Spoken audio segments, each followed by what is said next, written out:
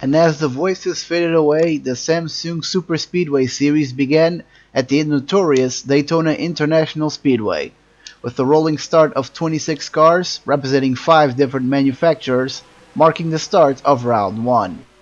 This grid of 26 cars was led by Red Dragon in Steph Sanjati Racing's number 2 Sprinter Dodge, with the number 50 Midwest Chevrolet of Swift Smith accompanying the young female driver at row 1.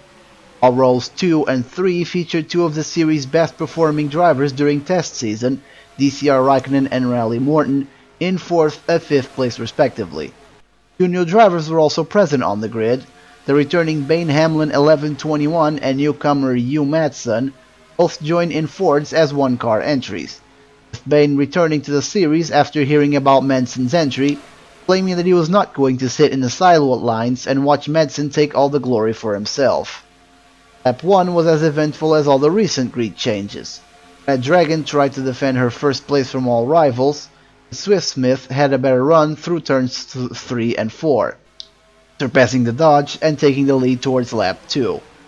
Something else was brewing behind the 2 leading drivers.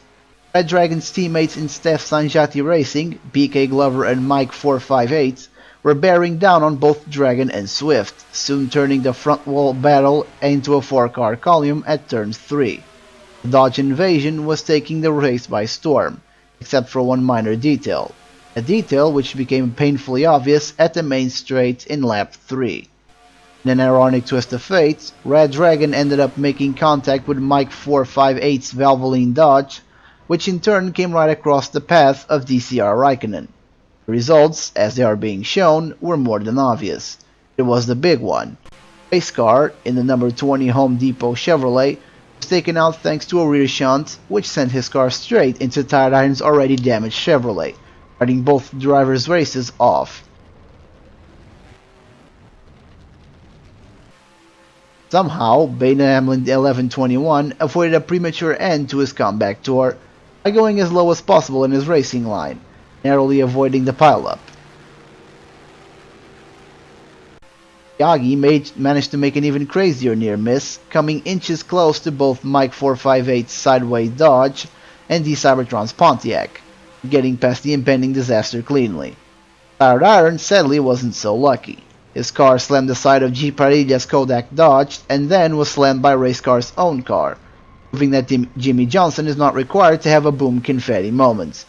Despite being at the front of the crash, neither Mike 458 nor DCR Raikkonen had to retire from the race, even after making heavy contact with either the wall or other cars.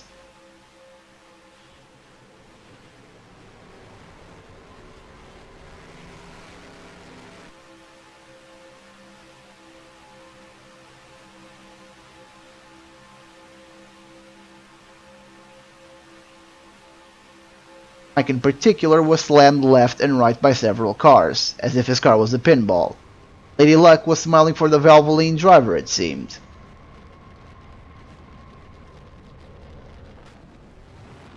In another case of concentration lapse at lap 25, Doodle forgot the location of his brake pedal as he was entering the pits, and gave a stiff shunt to the rear of Bane Hamlin's Kikoman Ford, perhaps as a welcoming back gift for the number 66. Regardless of the intentions, or lack thereof, Doodle and Bane came out unscathed from the incident, with only minor repairing required to fix the dents in their cars.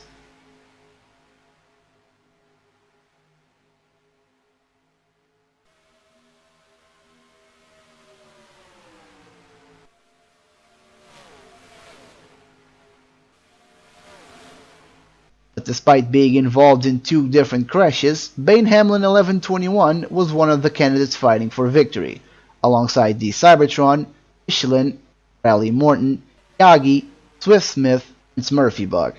Despite being in the main pack, Doodle was a backmarker, and could not fight on the same grounds as the other 7 drivers. Throughout lap 49, Bane Hamlin was leading the group, but Michelin took advantage of the Ford's better speed, driving his way into first place through turns 3 and 4. Goodall, despite not even being able to combat the other two drivers, kept racing at the same pace as them and was blocking Bane near turn 3. It was all hinting to a Michelin victory. Then disaster struck when the Ford's engine headers malfunctioned that caused the Brazilian to slow his pace down.